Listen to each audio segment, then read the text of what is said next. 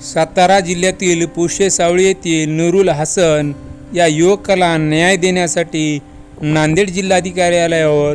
MIM कडून आंदोलन छेड़ण्यात आले। सातारा के गांव में जहां पर एक पागल मौत ने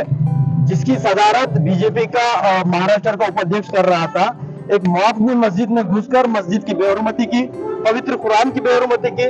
इनका गुस्सा यहीं पर नहीं रुका, आगे चल के इन्होंने मुस्लिम बच्चों को, मुस्लिम नौजवानों को इतनी बुरी तरह से जर्द-ओ-ज़ोब किया। शिद्दत का हमला इतना सख्त था कि 25 से ज्यादा मुस्लिम नौजवान शदीद जख्मी हो गए और एक नौजवान जिसका नाम नूरुल हसन है वो कम उम्र में उस मौत की वजह से मारा गया। मजलिस-ए-इत्तेहादुल मुस्लिमीन के महाराष्ट्र के सदर मोहतरम जनाब इम्तियाज जलील साहब की हिदायत पर मजलिस-ए-इत्तेहादुल मुस्लिमीन के कारगुजार सदर मोहतरम जनाब डॉक्टर गफ्फार कादरी साहब ने मकतूल के अहले खानदान से मुलाकात की, तमाम तर तफसीलात उनसे ली। मजलिस-ए-इत्तेहादुल मुस्लिमीन ने उन तमाम तफसीलात को एक जगह करके वहां पर प्रशासन से ये अपील की थी कि मकतूल के खानदान को, अहले खानदान को 1 करोड़ रुपए का मुआवजा दिया जाए और साथ ही साथ उसकी बेवा को सरकारी नौकरी दी जाए। मजलिस-ए-इत्तेहादुल मुस्लिमीन ने यह भी मुतालबा किया था कि बीजेपी का जो उपाध्यक्ष है महाराष्ट्र का, उसके खिलाफ सख्त से सख्त कार्रवाई करके उसको जेलों के पीछे डाला जाए। लेकिन 1 महीना गुजरने के बाद भी इस हुकूमत के कान पे जूं भी नहीं रहेंगी, इस इख्तिदार के नशे में चूर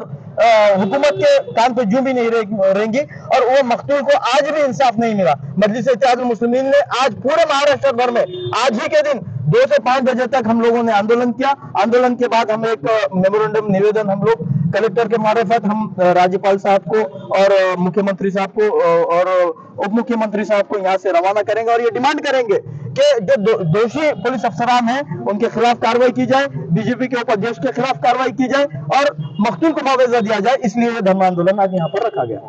उनके जानिब से जनाब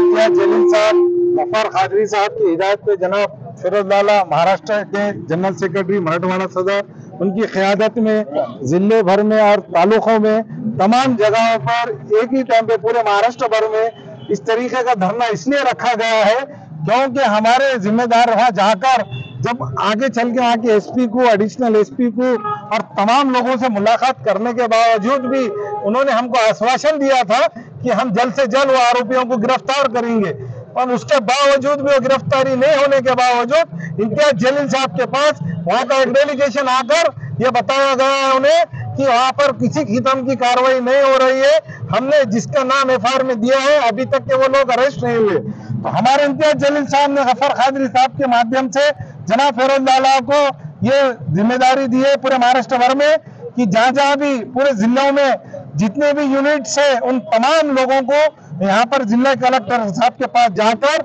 निवेदन देना चाहिए और वो निवेदन के माध्यम से अवाम में भी ये बात बताना चाहिए कि मजलिस-ए-इत्तेहादुल मुस्लिमीन हर तबके की नुमाइंदगी करती है और ये करने के बावजूद भी क्योंकि जो मुआवजा सरकार ने अभी तक के डिक्लेयर नहीं किए, हमारा नाम लेकर अल्पसंख्यक को बोलकर ये दूसरे जमात और दूसरे पार्टी के लोग ये सो रहे थे क्या? जहां भी जरूरत पड़ती है मुसलमानों के बारे में कि हम इनका हिस्सा है, उनका हिस्सा है, यहाँ पर जो जुल्म हुआ है इनको कोई जाकर वहां पे सहूलत नहीं फरमाई की गई, कोई मदद नहीं पहुंचाई गई, जबकि इम्तियाज जलील साहब ने हिदायत दी, गफ्फार कादरी साहब ने माली मदद पहुंचाई। वहां पर वो लोगों को जो भी मुआवजा बनता है हमारे खैर जनाब असदुद्दीन अवैसी साहब की हिदायत पे वहां पे उनको फंडिंग भी दी गई है,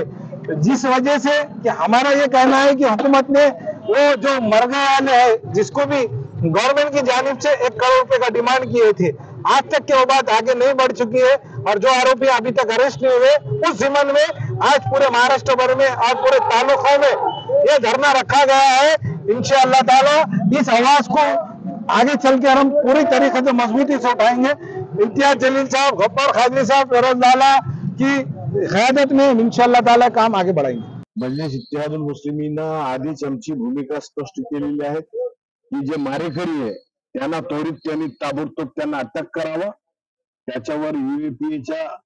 कायद्याअंतर्गत त्याच्यावर खटले दाखल करावं, हत्येचा गुन्हा दाखल करावा। जर असा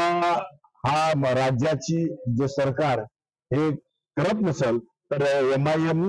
याच्यापेक्षा अधिक तीव्र आंदोलन करण्यात MIMच्या वतीने येईल।